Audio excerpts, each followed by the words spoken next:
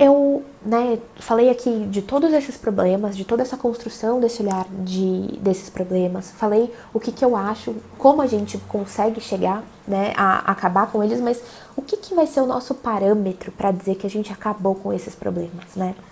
Aí, eu acho que é um ponto muito importante que eu vejo, que é a gente entender, né, que todas essas coisas, todos esses padrões que nos são impostos, eles podem se tornar uma escolha, né? Então, a minha proposta aqui não é que a gente acabe com tudo isso, mas é que a gente transforme isso numa possibilidade de escolha.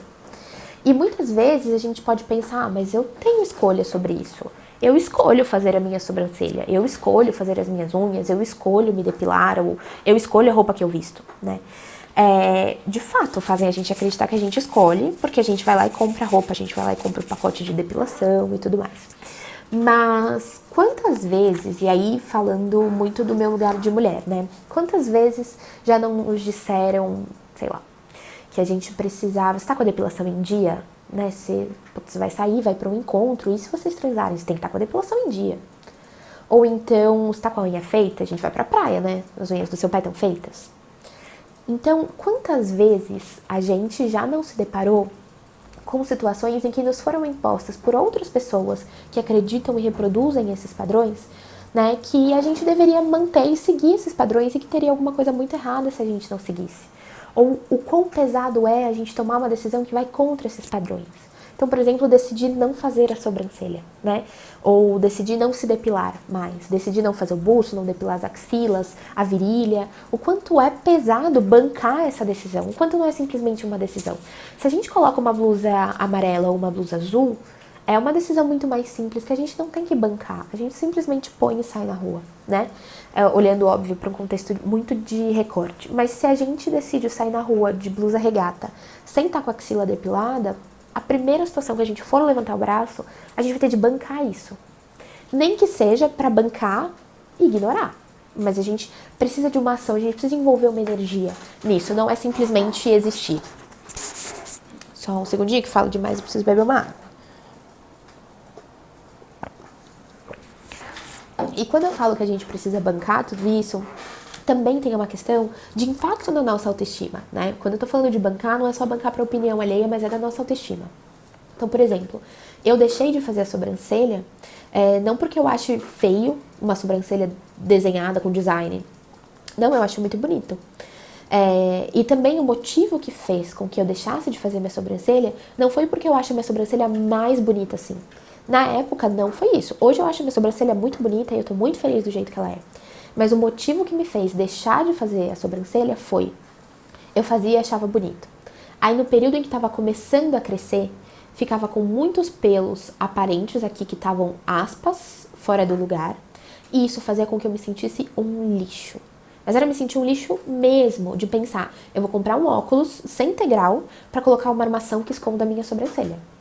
Eu não vou nessa festa, eu preciso de uma maquiagem que esconda, não é possível que ninguém não criou uma maquiagem que esconda a sobrancelha, ou eu preciso aprender, então eu preciso consumir, né, seja conhecimento, serviço, produto, para poder esconder essa sobrancelha que está crescendo. Isso tinha um impacto direto na minha autoestima, em como eu me via e como eu me sentia segura em relação ao meu ser, né? E por isso eu decidi, não, eu vou parar de passar por esse processo que a cada 15 dias eu tinha que passar, porque o meu pelo estava crescendo naturalmente. E eu vou parar de me impor esse processo e eu vou lidar com a minha sobrancelha do jeito que ela é. E depois eu passei a gostar e achar bonita e sei lá, tá mais cheia, tá mais da hora, enfim.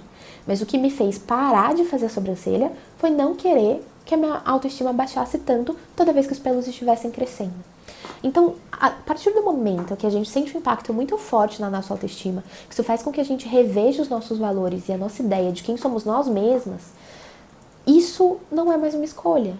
A gente não tá mais escolhendo, porque a gente tá cedendo a toda essa pressão, né? E a gente tá cedendo, eu não coloco a gente num lugar de uma posição frágil, uma posição de, putz, eu tô cedendo, eu sou fraca. Não, a gente tá cedendo porque a pressão é insana. Imagina um caminhão vindo em cima de você. É óbvio que você não vai aguentar ficar de pé. A gente não é a Mulher Maravilha. E não tem que ser, é o caminhão que tem que parar de vir pra cima da gente, né? Não é a gente que tem que se tornar a Mulher Maravilha. E isso é um ponto muito importante, né? E como que eu acho que... E aí um exercício bem simples, mas que eu desenvolvi, que eu achei que faz muito sentido, é como que a gente faz para identificar se de fato é uma pressão que a gente está sentindo, né? É uma coisa que... é um padrão que nos é imposto que a gente ainda está seguindo, ou se é uma coisa que a gente simplesmente escolheu fazer. E por que eu acho que esse exercício é importante? Porque muitas vezes a gente diz, não, mas eu tô ok com isso, mas eu só vou fazer depilação definitiva mesmo. E aí você para e pensa, putz, eu tô gastando dinheiro, eu tô envolvendo um processo que tem dor, que demanda tempo e tudo mais. E eu tô fazendo isso por mim ou eu tô disfarçando, eu tô maquiando aquilo que eu acredito, né? Então, e tô cedendo a essa pressão. Então, acho que um exercício que eu desenvolvi aqui que eu acho que faz muito sentido é o quanto isso vai impactar a minha autoestima e o quanto vai estar tudo bem ter ou não ter essa questão. Então, pra ficar mais claro, mais desenhadinho. Exemplo, pelos. Eu, Larissa, acho a minha perna mais bonita quando ela está sem pelos, quando ela está raspada. Quando eu vou lá e passo a Gillette e fico sem pelos. Mas, se os meus pelos estiverem lá, isso vai me impedir de colocar uma saia? Se a resposta for sim, pelos na perna me impedem de colocar uma saia, então eu ainda tô fazendo... A minha relação com a depilação, a minha relação com os meus pelos, ainda sofre essa pressão estética, ainda tá sob esse controle da pressão estética. Se ter pelos na perna não vai, pelos que estão aqui se mostrando, não vai me impedir de colocar uma saia, então, ok, eu posso depilar quando eu quiser, eu posso não depilar quando eu quiser, é só uma questão de preferência, prefiro mais um azul ou um verde. E isso é muito importante porque por muito tempo a gente acredita que, não, então acho que tá tudo bem, né? Mas quando a gente para pra pensar, e isso é uma experiência que eu acho que é muito comum a muitas mulheres, porque eu acho muito complicado generalizar, né, sem ter feito uma pesquisa, mas, e aí vocês que estão aqui assistindo podem me dizer, quantas vezes a gente já não passou calor por conta de pelos na perna, né? Quantas vezes a gente já não colocou uma calça, ou a gente já não deixou de descer pra praia, já não deixou de ir pra piscina, de descer pra piscina, porque a gente tava com pelos na perna, pelos na virilha, pelos nas axilas, e a gente colocou uma roupa que esconderia tudo isso, porque a gente não poderia estar com esses pelos, né? Então, a partir do momento, quando eu posso ficar segura pra dizer é uma questão de preferência e não mais de pressão, é quando eu digo, tanto faz. Eu prefiro desse jeito, mas minha vida não vai mudar se eu estiver com outro jeito. Se a gente sente que a nossa vida vai mudar, que isso impacta a nossa autoestima, a forma como a gente se vê, isso significa que a gente ainda tá lidando com toda essa pressão, né? E lidar com essa pressão, de novo, aqui eu tô falando muito do lugar de mulher, que é a minha posição, que é o meu lugar de fala, mas isso é uma coisa que atinge tanto homens quanto mulheres, tá?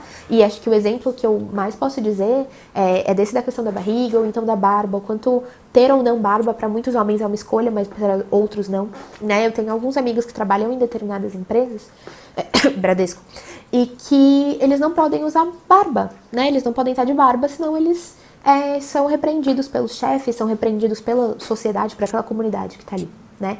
Então, o quanto isso, de fato, não é uma pressão também para esses homens, né? O quanto eles não podem exercer liberdade sobre o corpo deles, dado que eles estão tendo de sofrer a pressões, a padrões que são determinados por outras pessoas.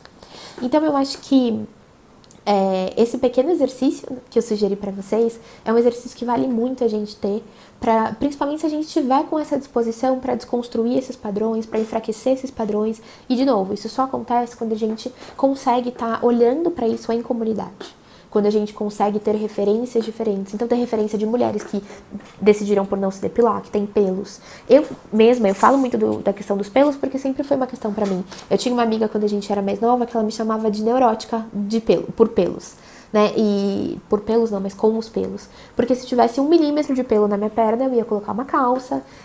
Eu raspava, teve uma época que eu tinha certeza, e eu tirei isso totalmente da minha cabeça, não totalmente da minha cabeça, olha aí, né? Mas dos padrões que nos são impostos, que eu ficaria com mais cheiro de suor se eu tivesse pelos. Então, como eu tava num período que eu tinha acabado de começar a trabalhar numa empresa nova e eu queria ter uma ótima impressão, eu tava muito insegura, eu precisava fazer coisas que me deixassem mais segura. Então, todos os dias, eu passava Gillette na minha axila. Todos os dias. Tem noção do quanto isso fere a pele de um ser humano, passar Gillette todos os dias?